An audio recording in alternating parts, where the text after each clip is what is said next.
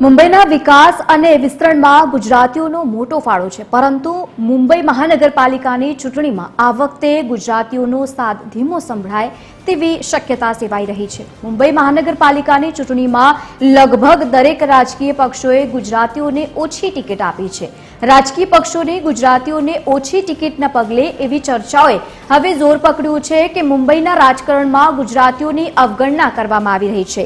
એક તરફ ઇલેક્શન ત્યાં નજદીક આવી રહ્યા છે, એના સમયમાં હવે આવી રીતે ચર્ચાઓએ જોર પકડ્યું છે, કારણ કે એક તરફ આપણે જોવા જઈએ તો આપણે દેશની રાજધાનીની વાત કરી રહ્યા છીએ।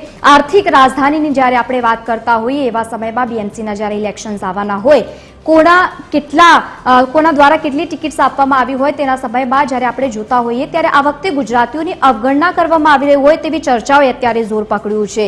આ ચૂંટણીમાં ગુજરાતીઓની અવગણના કરવામાં આવી હોય તે પ્રમાણેની ચર્ચાઓએ અત્યારે જોર પકડતાની સાથે જ અનેક તર્ક વિતર્ક પણ સર્જાઈ રહ્યા છે। ખાસ કરીને ગુજરાતી અને મારવાડી સમુદાયની જ્યારે આપણે વાત કરીએ ત્યારે ચોક્કસ એક સમુદાય ત્યાં મુંબઈમાં નિવાસ કરે છે, એવા સમયમાં આર્થિક રાજધાની તરીકે તેમનો મહત્વનો ફાળો રહેલો છે। અને બીજી તરફ જ્યારે બીએમસીના ઇલેક્શન્સ થાય છે એવા સમયમાં આવનારા સમયમાં વિધાનસભા અને લોકસભાની પણ જ્યારે ઇલેક્શન્સ થતા હોય છે ત્યારે એક ચોક્કસ લોકો નિર્ધારિત કરતા હોય છે કે આ પ્રમાણેનું સ્ટ્રક્ચર રહેવાનું છે, એટલે કે જ્યારે બીએમસીના ઇલેક્શન્સ થાય છે અને ત્યારબાદ ચૂંટણીના પરિણામો સામે આવતા હોય છે તેના ઉપરથી સ્પષ્ટપણે સમજી શકાય કે જે મુંબઈમાં છે આખું સ્ટ્રક્ચર કેવા પ્રકારનું ચાલી રહ્યું છે। પરંતુ આ સાથે જ આ વખતે જ્યારે નામો સામે આવ્યા ઉમેદવારોના એવા સમયમાં ગુજરાતીઓની અવગણના થતી હોય તે પ્રમાણેની ચર્ચાઓએ જોર પકડી લીધું।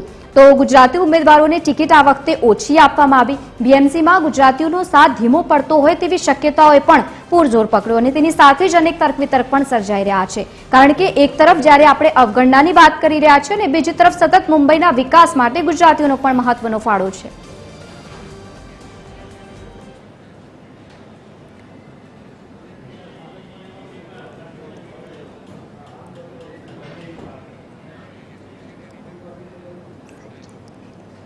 વધુ માહિતી સાથે આપણી સાથે सीनियर पत्रकार संजय त्रिवेदी અને સાથે જ एसोसिएट एडिटर अमित राय બંને लाइव जुड़ाया है मुंबई थी। सबसे पहले अमित आपके पास आऊंगी, इस बार बीएमसी के इलेक्शन में क्या कुछ खास आप देख रहे हैं, क्योंकि जिस तरह से बात निकल के सामने आई है गुजरातियों को इस बार कम मूल्यांकन किया गया है, क्या इस तरह की चर्चाएं भी हो रही हैं? मुंबई में अभी देखा जाए तो किस तरह का माहौल आप देख रहे हैं? देखिए, मुंबई में गुजरातियों की संख्या की बात करें लगभग 35 लाख की आबादी है और इसके हिसाब से देखें तो लगभग 15 से 16% जो है वोट जो है वो गुजराती समाज का इस बीएमसी में योगदान है।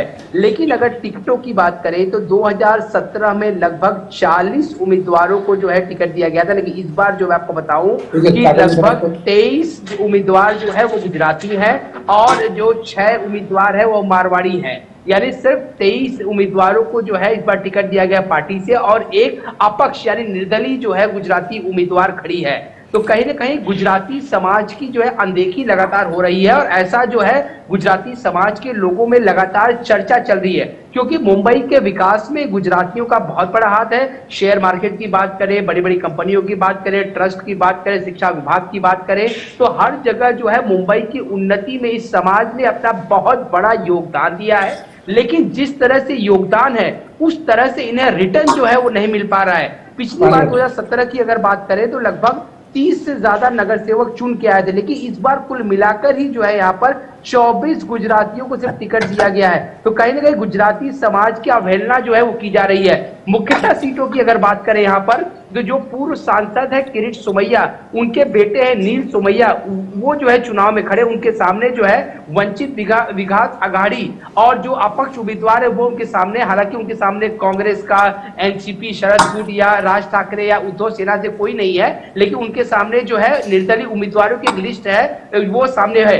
वहीं अगर दूसरी बात करें यहाँ पर तो यहाँ पे बीजेपी से नाराज चल रही थी यहाँ पे 177 वार्ड से पूर्व नगर सेविका नेहल शाह, जिसका टिकट जो है बीजेपी ने काटा है, तो वो अपक्ष के रूप में खड़ी है, उसके सामने जो है कल्पेश करके खड़े हैं। और वहीं से मनसे यानी महाराष्ट्र नवनिर्माण सेना ने भी एक गुजराती उम्मीदवार को उतारा है। तो कहीं ना कहीं गुजराती समाज की अनदेखी जो है ये की जा रही है, ऐसा समाज के लोगों में लगातार चल रहा है। अब देखना ये होगा कि 15 तारीख को जो है चुनाव होना है, 16 को जो है रिजल्ट सामने आएगा। अब इस समाज की भूमिका क्या होती है ये समाज किस पक्ष में आगे जाता है और किस तरह से निर्णायक ये समाज साबित होता है, ये तो होने वाला जो चुनाव है 15 तारीख को, वो देखने लायक बात होगी। बिल्कुल अमित, जिस तरह से गुजरात राज्य की बात करते हैं या फिर हम देश की बात कर रहे हैं, गुजराती से एकदम प्रभुत्व के साथ ही वहां पर बहुत महत्वपूर्ण ओहदे पर बैठे हैं। जिस तरह से हम प्रधानमंत्री नरेंद्र मोदी की भी बात कर रहे हैं, उसी को लेकर अगर आप चल रहे हैं तो इस बार आप क्या वजह देख रहे हैं? क्या कुछ कारण ऐसा हो सकता है कि गुजरातियों की जो है अवगणना हो रही है या उन्हें इस बार कम टिकट्स दी गई हैं? देखिए, जो राजनीतिक पार्टियां कह रही हैं उनका साफ तौर पे कहना है कि स्थानीय वार्ड के लोगों से बातचीत करके फिर जिस तरह के इंटरव्यू जो है कैंडिडेट्स के हुए हैं और किस तरह का वोट परसेंटेज उस वार्ड में है और क्या किस तरह की छवि है किस समाज की, इन सारे तत्वों को देखते हुए, सारे पॉइंट्स को देखते हुए जो है टिकट बांटा गया है। लेकिन जिस तरह से हम देख रहे हैं 2017 में आखिरी चुनाव हुआ था, 2026 यानी 9 साल बाद जो है बीएमसी का चुनाव हो रहा है। एशिया की सबसे बड़ी महानगर पालिका, 74,000 करोड़ का बजट पिछली बार पेश हुआ था, यानी किसी भी एक राज्य के ज्यादा बजट जो सिर्फ बीएमसी का बजट जो मुंबई में है। ऐसे में जो है गुजराती समाज की अनदेखी और तर्क उसमें यह देना कि कहीं ना कहीं वार्डों के हिसाब से टिकट दिया गया है, ये तर्क जो है किसी के गले से उतर नहीं रहा है। हालांकि जो लोग अनदेखे थे, यानी प्रकाश मेहता की बात की जाए जो कैबिनेट मिनिस्टर रह चुके हैं, लेकिन ना वो एमएलए हैं ना वो एमपी हैं, पिछले बहुत सालों से जो है वो किसी अंधकार में गुम हो गए थे, उन्हें अब जाके जिम्मेदारी दी गई है।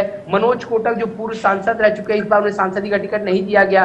प्रवीण छेड़ा जो पूर्व नगर सेवक रह चुके हैं, उन्हें भी इस बार टिकट नहीं दिया गया है। उसके अलावा मैं आपको बताऊं कि मिहिर कोटेचा ये स्थानीय विधायक है, योगेश सागर कांदीवली से स्थानीय विधायक है, इन सबको जिम्मेदारी दी गई है गुजराती समाज को जोड़ने की। लेकिन जिस समाज का ये नेता प्रतिनिधित्व कर रहे हैं, उस समाज के मन में एक आवाज हो रही, जिस मुंबई को हमने विकसित किया, आगे ले गए, विकास के कार्यों में हमारी जो है महत्वपूर्ण भूमिका रही है। जैसा मैंने आपको पहले बताया कि शिक्षा का क्षेत्र हो या बड़ी बड़ी कंपनियों का क्षेत्र हो, फैक्ट्रीज का क्षेत्र हो या जो ट्रस्ट का क्षेत्र हो, सभी क्षेत्रों में बहुत ही उल्लेखनीय कार्य जो है गुजराती समाज ने किया। लेकिन जिस तरह से कार्य किया उस तरह से उन्हें जो है मेहनताना हम कहें या फिर एक तरह से कहते कि उस तरह का उन्हें प्रभुत्व जो है वो नहीं मिल रहा है, तो कहीं ना कहीं समाज में काफी नाराजगी देखने को मिल रही है। बिल्कुल अमित, आप बने रहिएगा मेरे साथ અને આપણી સાથે વરિષ્ઠ પત્રકાર સંજય પણ જોડાયા છે। સંજય, આપ ત્યાં ઉપસ્થિત છો, તમે તમામ લોકો જોડે વાત કરી છે, ગ્રાઉન્ડ લેવલ પર કેવા પ્રકારની સૌથી પહેલા પરિસ્થિતિ છે? અને બીજી વાત કે જ્યારે ગુજરાતીઓનું નામ આવે છે એટલે ખાસ કરીને વેપારનું નામ સૌથી વધારે આવે છે, કારણ કે ગુજરાતીઓ વેપાર તરફ વધારે જોવા મળતા હોય છે।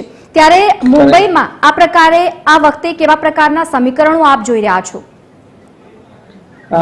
એક તો છે ને મુંબઈના વિકાસમાં, મુંબઈની સ્થાપનાથી લઈને અત્યાર સુધીમાં ગુજરાતીઓનો સૌથી મહત્વનો રોલ રહ્યો છે દરેક ક્ષેત્રમાં। એટલે હંમેશા દર વખતે ધીરે ધીરે ગુજરાતીઓનું પોલિટિક્સમાં, આ વખતે જ નહીં, છેલ્લા દરેક વખતે પહેલા ધારો કે 100 માંથી 100 હોય તો 90 થયા, 80 થયા, 70 થયા, 60 થયા, 50 થયા, એમ ડિગ્રેડેશન થઈ રહ્યું છે।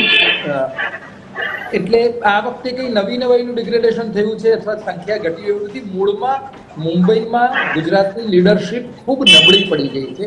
બાકી હું તમને મુંબઈની ગુજરાતની લીડરશિપના થોડાક ઉદાહરણો આપું તો આ એ જ મહારાષ્ટ્ર અને મુંબઈ છે જ્યાં વિધાનસભાના અધ્યક્ષ પદ સુધી રાજડા સાહેબ અને અરુણભાઈ ગુજરાતી પહોંચ્યા હતા, બંને ગુજરાતી હતા। આ એ જ મુંબઈ અને મહારાષ્ટ્ર છે જ્યાં અમરીશ પટેલ, પ્રકાશ મહેતા મિનિસ્ટર બન્યા હતા। આ એ જ મુંબઈ છે જ્યાં ડોક્ટર રામ બારોટ મુંબઈના પહેલા ડેપ્યુટી મેયર બન્યા હતા।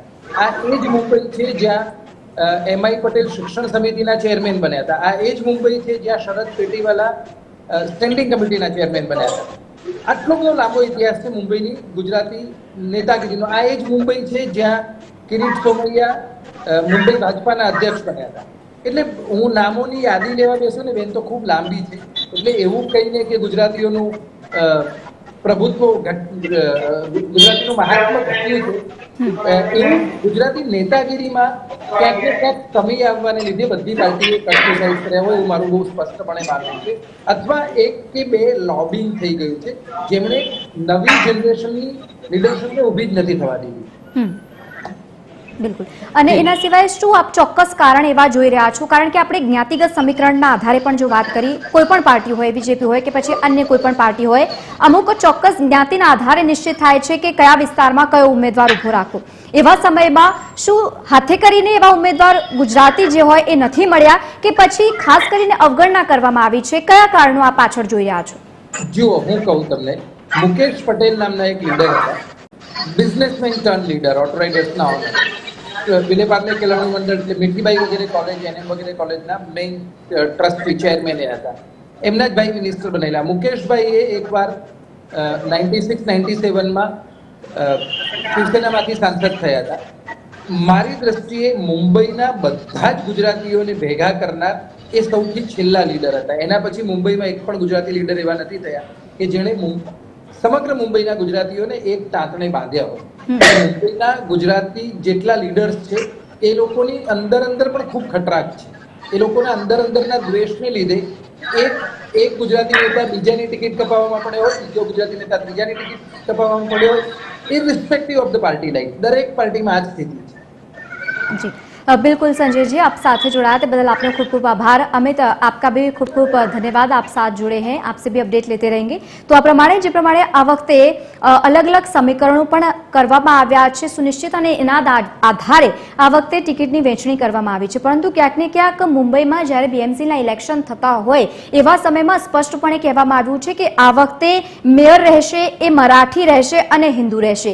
અને બીજી તરફ જ્યારે આપણે સ્થાનિક સત્તાઓની પણ વાત કરતા હોઈએ છીએ ત્યારે પણ અનેક એવા સમીકરણો ગોઠવાતા હોય છે. કોઈકને જ્યારે ખોટું લાગી જાય ત્યારે એને મનાવવા માટે પણ બીજા ઉમેદવારોને મેદાનમાં ઉતારવામાં આવતા હોય છે. અને એ જ ચોક્કસ સમીકરણ આ વખતે મુંબઈના ઇલેક્શનમાં પણ જોવા મળશે બીએમસીના.